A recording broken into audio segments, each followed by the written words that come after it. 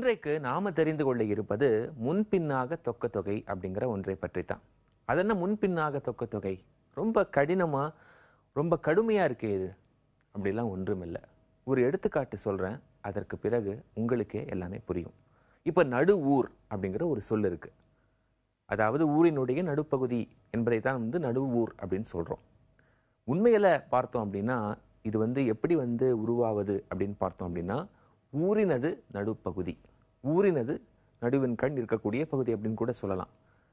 ஊரினது நடு என்பதைத்தான் நாம சொல் வழக்கில் சொல்லும்போது நடு ஊர் அப்படின்னு சொல்றோம்.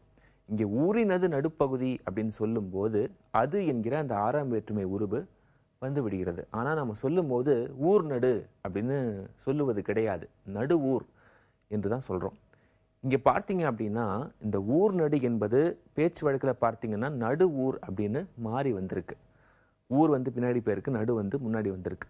இதுதான் முன்பின்னாக தொக்க தொகை அப்படின்னு சொல்லுவது. ஒரு வேற்றுமை உருவு கொண்டு வந்த பிறகு இப்படி ஒரு மாற்றம் நிகழ்வது. இன்னொரு எடுத்துக்காட்டு கூட சொல்லலாம். தானை முன் என்பது தான் முன்தானை அப்படின்னு ஆகியிருக்கு.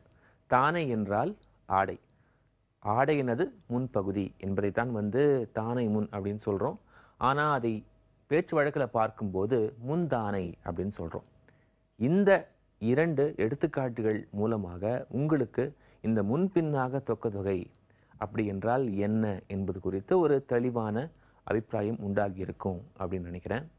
இந்த வேற்றுமை உருவு பற்றி தொடர்ச்சியாக நிறையா பார்த்துக்கிட்டு வரோம். இந்த வேற்றுமை உருவை பற்றி தெரிந்து கொள்ள வேண்டிய விஷயங்கள் இன்னும் கொஞ்சம் இருக்குது. அதை அடுத்த மொழியறிவோம் பகுதியில் இன்னும் விரிவாக விளக்கமாக பார்க்கலாம்.